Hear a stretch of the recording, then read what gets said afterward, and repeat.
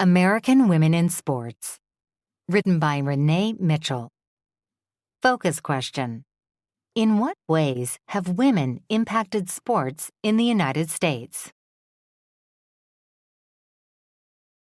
Introduction. On September 20th, 1973, 90 million people around the world tuned in to watch a match between current tennis star Billie Jean King and retired formerly #1 ranked tennis player Bobby Riggs. Riggs had challenged King to the match. He claimed men were so much better at tennis than women that even someone as old as him, he was 55 at the time, could beat the current best woman player. King defeated Riggs in 3 straight sets, winning the match. The competition is still considered one of the most important events in American sports history. It inspired women and girls all over the United States to join sports. Today, outstanding women athletes play in every sport in the United States, from tennis to snowboarding to soccer, dominating in international competitions, setting world records, and making history. Serena Williams. 20 years after Billie Jean King's historic match, another tennis star was on the rise. Serena Williams grew up playing tennis on the public courts near her family home in Compton, California. She started playing tennis and competed in her first competition when she was just 4 years old. By the age of 14, Williams was playing tennis professionally. In 1999, when Williams was 18 years old, she won the U.S. Open, her first Grand Slam tournament.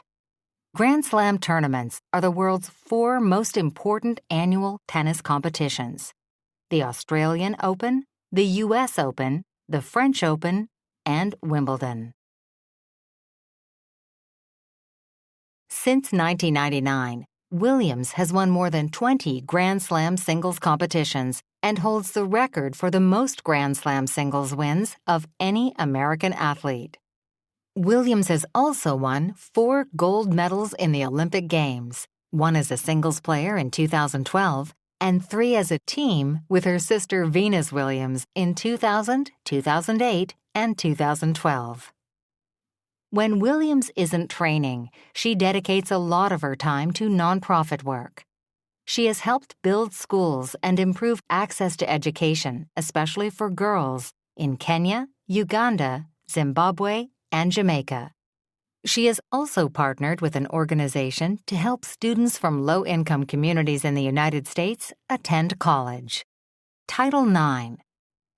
In 1972, U.S. Representative Patsy T. Mink introduced a bill known as Title IX in Congress.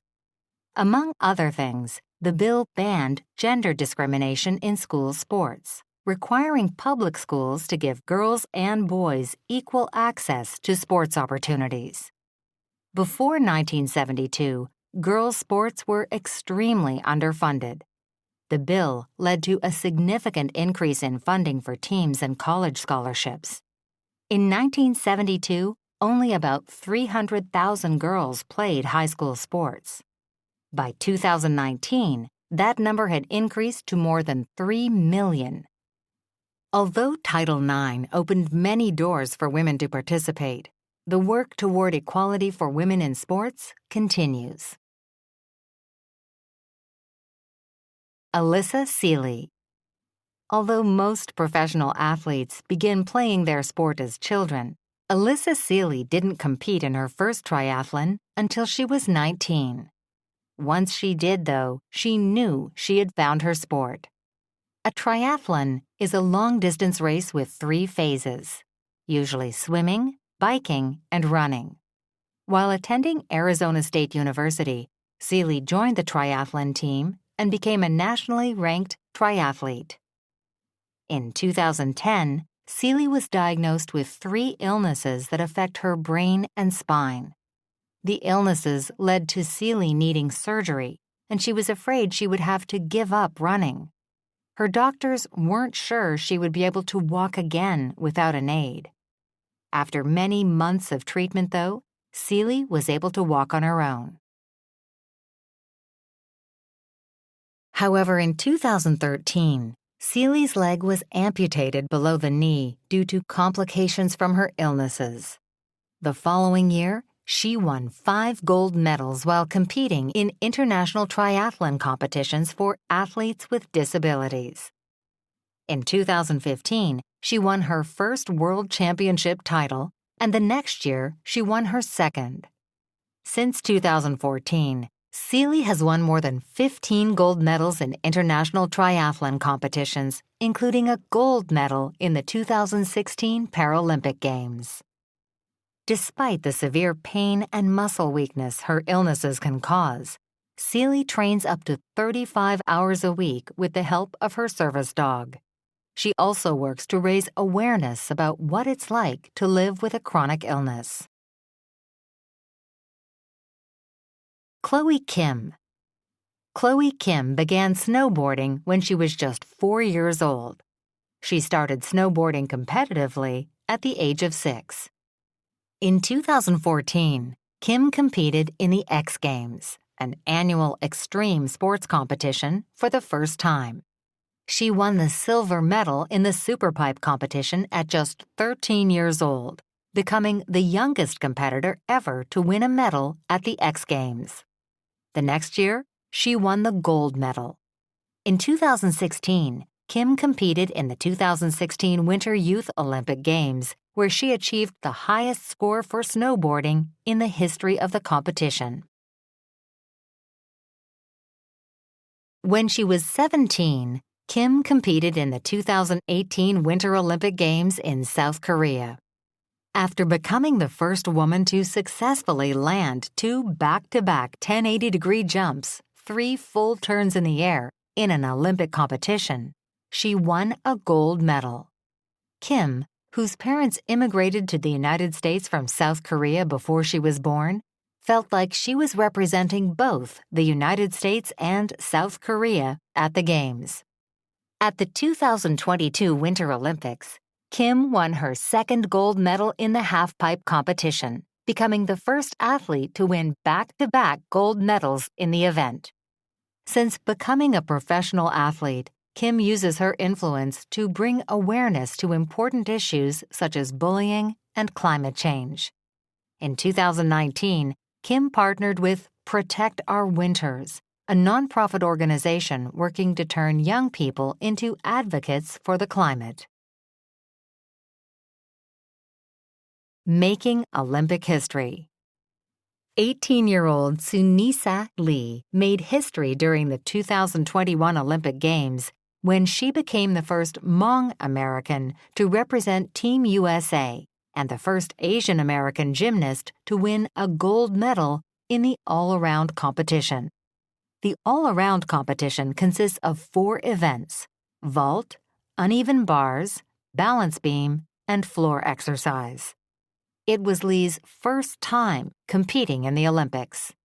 She also won a silver medal for the team competition and a bronze medal for uneven bars. Diana Taurasi. Diana Taurasi grew up playing basketball in her hometown of Chino, California. While attending the University of Connecticut, Taurasi helped lead her school's basketball team to 3 national championships. After graduating in 2004, Taurasi began playing basketball professionally for the Phoenix Mercury. With Taurasi on the team, the Mercury won 3 Women's National Basketball Association (WNBA) championships. Taurasi has also played for the U.S. national women's basketball team in the Olympic Games, winning gold medals in 2004, 2008, 2012, and 2016. She has been named the USA Basketball Female Athlete of the Year 4 times. Taurasi was the first player in WNBA history to score 8,000 points over the course of her career, and with now more than 8,900 points, she is also the WNBA's all-time leading scorer. Taurasi credits her parents, who immigrated to the United States from Argentina before she was born, with teaching her the importance of determination and hard work. Taurasi works hard on and off the court. When she isn't training, Taurasi volunteers and fundraises for nonprofit organizations. In 2018, she won the WNBA Community Assist Award, an award given to players who help people in need. One organization Taurasi works with builds play spaces for children in underfunded communities. Carli Lloyd. Carli Lloyd played all kinds of sports as a kid: hockey, football, basketball, softball, volleyball. But her favorite sport was soccer. Lloyd began playing soccer when she was 6 years old. Lloyd played soccer throughout high school and then joined her school's soccer team at Rutgers University. After graduating from college, Lloyd went on to play for multiple professional soccer teams. As part of the U.S. women's soccer team, Lloyd has won 2 World Cup championships in 2015 and 2016 and was named Women's Player of the Year both years. In 2015, Lloyd scored 3 goals within 15 minutes in the World Cup final, leading the United States to victory over Japan. That year, she was awarded the Women's World Cup Golden Ball Award, which is given to the person voted best player. Lloyd has also served as the co-captain of the U.S. women's soccer team. As co-captain, Lloyd helped lead the team to victory in 2 Olympic Games. The team won the gold medal in 2008 and 2012. Both times, Lloyd scored the game-winning goals. Off the field, Lloyd works with charities like Habitat for Humanity, which builds houses for people without homes. She also runs a soccer camp for children in her home state of New Jersey. Making football history. In December 2020, Sarah Fuller became the first woman to score in a major conference college football game.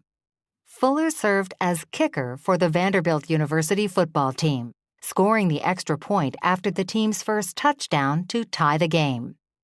Before joining the football team, Fuller played soccer for Vanderbilt and helped her team win a national championship.